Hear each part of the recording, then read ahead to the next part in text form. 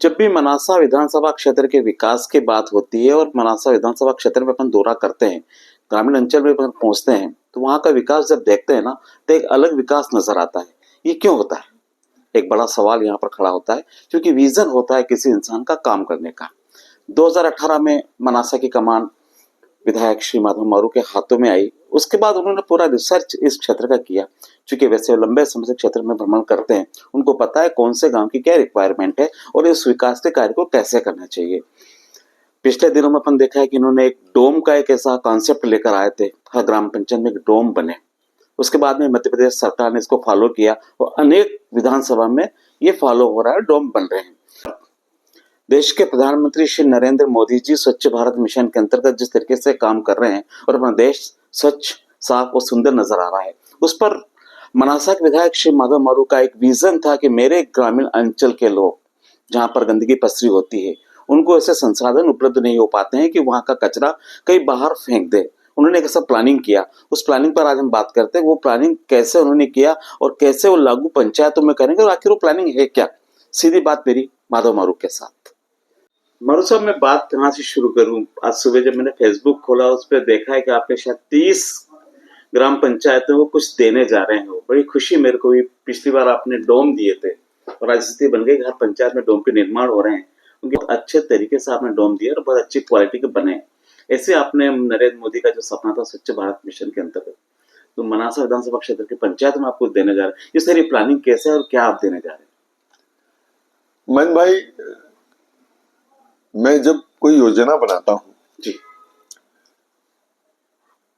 और उसके लिए जब बजट की बात होती है, तो मैं हमेशा एक बात दिमाग में रहती है कि जो पैसा हम उपयोग कर रहे हैं वो जनता का पैसा है, सरकार का पैसा है और इसका कहीं दुरुपयोग नहीं होना चाहिए। हम कम पैसे में कैसे अच्छा काम खड़ा करें, मेरा एक लक्ष्य हमेशा रहता है। क्योंकि इसमें मेरे इंजीनियर होने का भी फायदा मिलता है कि मैं उसको सही कास्ट पे उस काम को कर लूं। पहले मैंने सामुदायिक परिसर में डोम बनाने का प्लान किया जी, तो लगभग 75 पंचायतों में हम डोम बना चुके हैं या काम चल रहे हैं।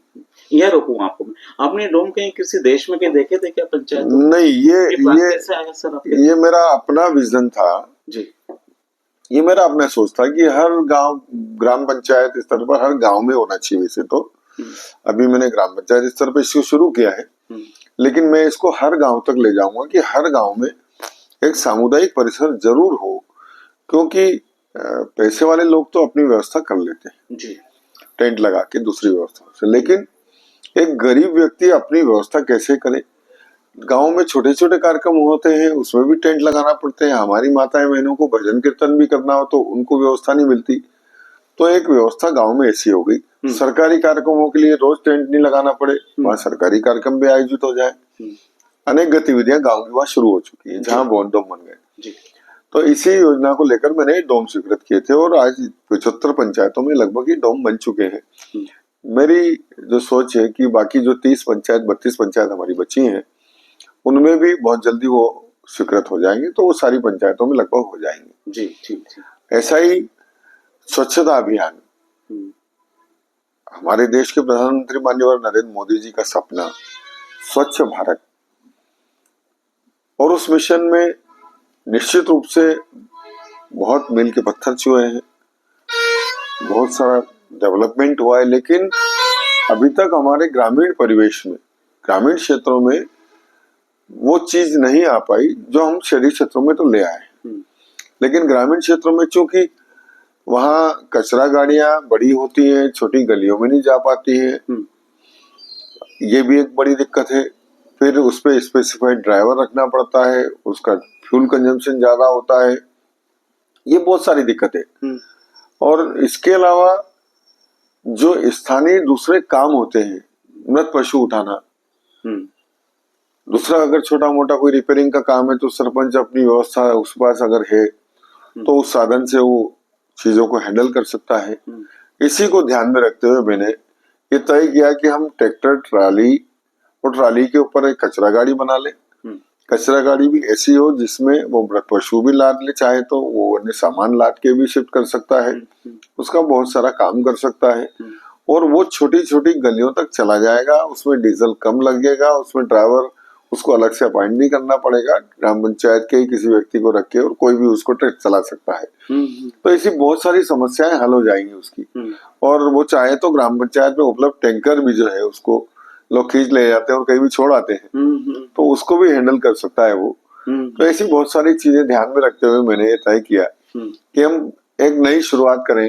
प्रधानमंत्री जी माननीय मोदी जी और प्रदेश के मुखिया माननीय मोहन यादव जी के जो संकल्प है कि स्वच्छ भारत स्वच्छ मध्य प्रदेश, तो मेरा भी संकल्प है कि स्वच्छ मनासा विधानसभा क्षेत्र, स्वच्छ पंचायतें, स्वच्छ ग्राम हो।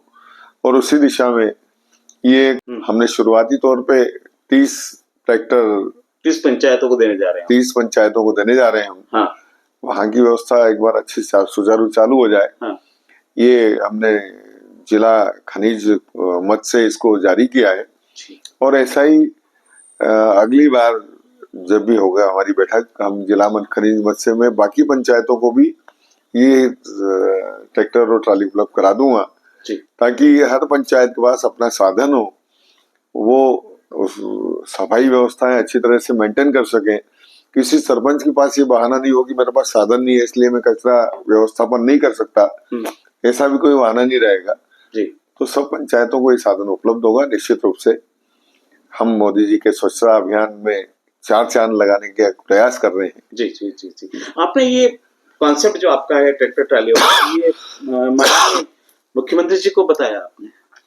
अभी मैं एक शुरुआत की है हमने जी। जैसा डोम की शुरुआत करी थी मैंने, तो पहले मैंने शुरुआत करी और उसके बाद प्रदेश की अन्य विधानसभाओं में भी सभी विधायकों ने इस प्लान पे काम शुरू किया। माननीय पंचायत मंत्री जी ने उसी आधार पर बहुत सारी पंचायतों को ये सामुदायिक परिसर दिया और मैं भी यही चाहता हूँ कि एक बार शुरुआत यहाँ हो, इनिशिएटिव हम मनासा से लें, नीमच जिले से करें और उसके बाद पूरे प्रदेश और देश तक ये योजना जाए, ऐसा मेरा प्रयास है। पर मारू जी एक बात आती है, जब इतने बड़े स्केल पे आप काम करते हैं, अभी 30 ट्रैक्टर ट्राली आप सप्लाई करेंगे पंचायतों का, एक प्रश्न चिन्ह कुछ लोग लगाते हैं कि इतना बड़ा प्रोजेक्ट है तो कहीं न कहीं इसमें करप्शन होगा, भ्रष्टाचार होगा, तो फिर क्वालिटी में भी सवाल खड़े होंगे सर इसमें।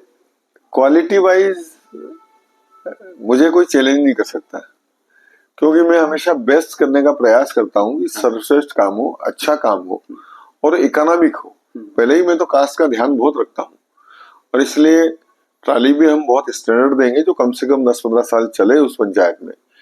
उस इवन हमने ये प्लान किया है कि उसमें टायर भी ब्रांडेड हम कंपनी के ही डालेंगे।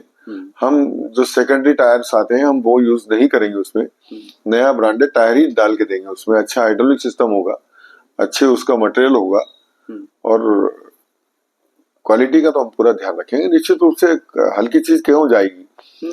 मैं कोई काम इसलिए नहीं करता कि मेरे को किसी का पेट पालना है, मैं काम इसलिए करता हूँ कि लोगों में एक अच्छा संदेश जाए, सब जगह एक मैसेज जाए। और धन्यवाद।